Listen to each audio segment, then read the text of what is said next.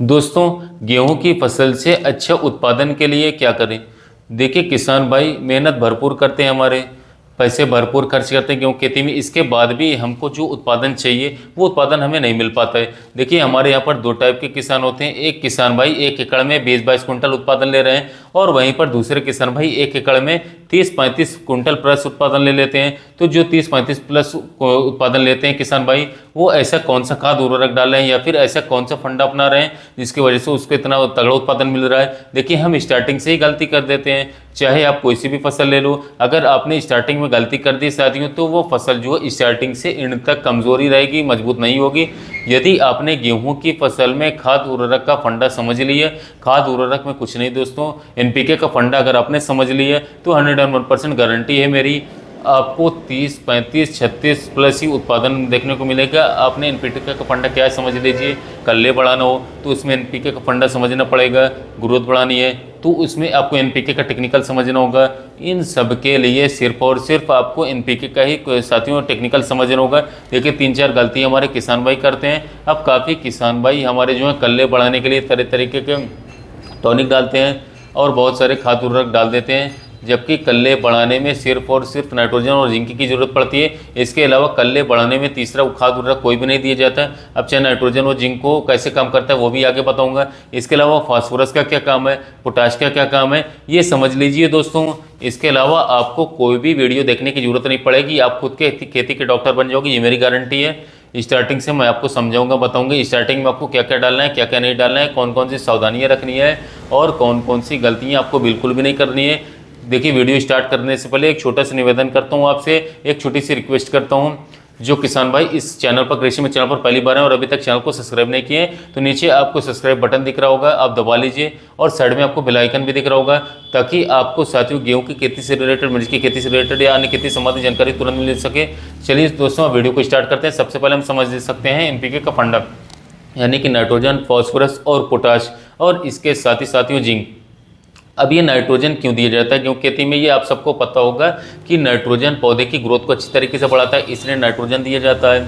Phosphorus क्यों दिया जाता है साथियों, पौधे को स्ट्रॉन्ग बनाने के लिए दिया जाता है। पोटाश क्यों दिया जाता है, जो साथियों जो दाने की चमक होती है, दाने को जो ठोस बनाना होता है उसके लिए पोटाश दिया जाता है। और सबसे पहले हम नाइट्रोजन की बात करते हैं। देखिए नॉर्मली जो गेहूं की हाइट होती है वो 85, 90 या फिर ज़्यादा से ज़्यादा 95, इतनी ज़्यादा हाइट होनी चाहिए। इससे ज़्यादा हाइट बिल्कुल भी नहीं होनी चाहिए। इससे ज़्यादा अगर हाइट होती है तो साथियों बाई चांस यदि हवा तेज चलती है या फिर कोई भी तूफान आता है, आंधी आती है, कुछ भी होता है, तो उसमें हमारी फसल गिर सकती है।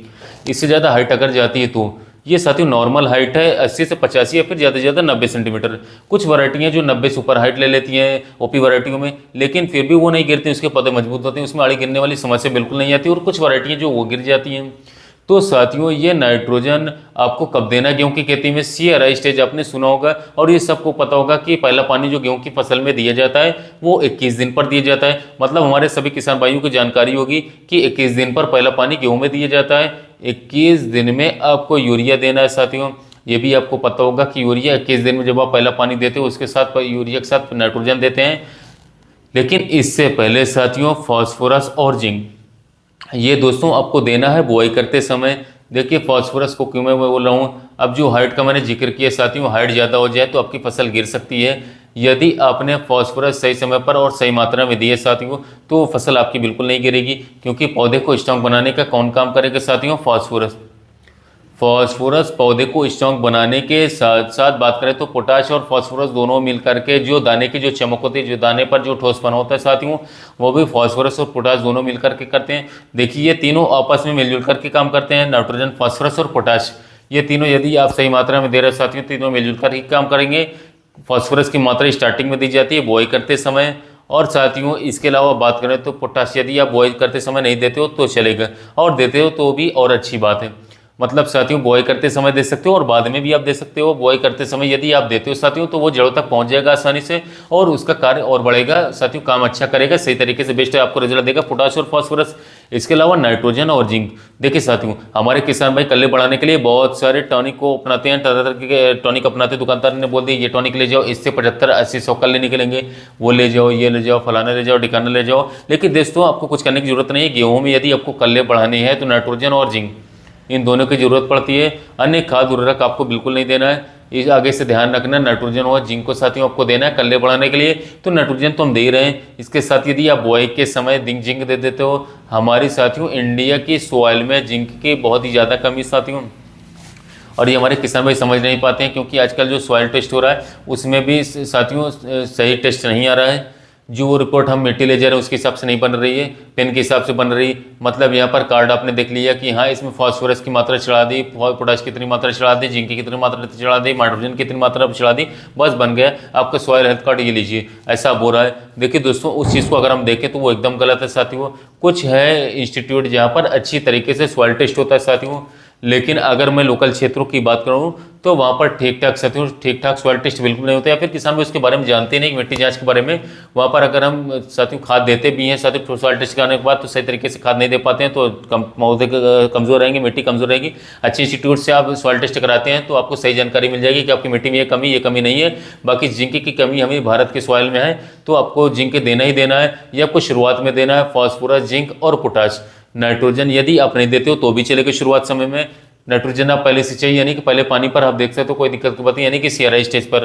अब सीआरआई स्टेज मतलब साथियों जब ग्राउंड रूट जो होती है साथियों वो चालू हो जाती है, तब 21 दिन पर आती है, जब हम पहला पानी लगाते हैं तब। इसके अलावा साथियों दूसरी गलती हमारे काफ़ी सारे किसान भाई गेहूं की बुआई में बहुत ज़्यादा जल्दबाजी कर देते हैं। अब जो सही समय पर यदि बात की जाए तो गेहूं का जो सही समय होता है बुआई का 15 अक्टूबर से लेकर के 15 नवंबर तक साथियों आप बुआई कर सकते हो गेहूं की।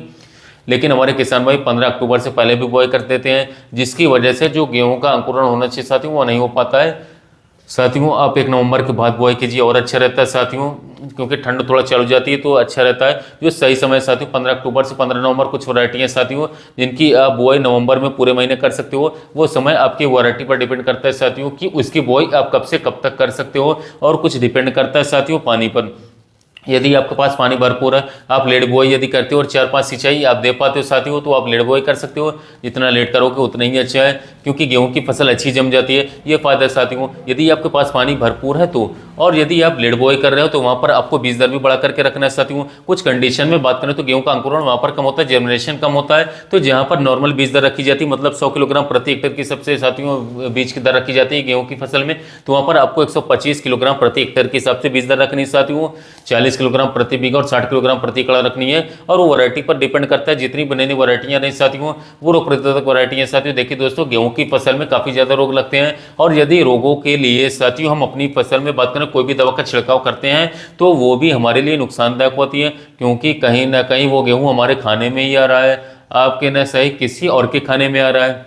तो साथियों उससे होता क्या है कि बहुत ज़्यादा इफेक्ट हमारे शरीर पर पड़ता है, तो वो भी हमारे लिए गलत है साथियों। जितनी भी लेटेस्ट वैरायटी हमारी आ रही गेहूं की, वो सभी रोग प्रतिरोधक वैरायटी आ रही साथियों, तो ये हेल्थ के लिए भी सही है। और इसके साथ साथ जो आपकी दवाइयों पर फिजूल खर्च जो हो रहा है साथियों, मतलब रोगों के लिए आपको दवा फेंकना पड़ेगा, या फिर कुछ भी आ गए साथियों इंसेक्टिसाइड हो या फंगीसाइड हो, आपको डालना ही डालना पड़ेगा यदि आप रोग प्रतिरोधक वैरायटी नहीं लगाते हो तो वो आपके दवा का खर्च काफ़ी भरपूर तरीके से बचेगा। मतलब लेटेस्ट वैरायटी का आपको फीचर्स बता रहा हूँ, तो ये चीज़ें आपको ध्यान रखनी। ये सब अगर आप फॉलो करते हो तो 110% मेरी गारंटी है आपको बहुत ही तगड़ा इस वर्ष गेहूं की वैरायटी से मिलने वाला है, गेहूं की फसल में, गेहूं की खेती में।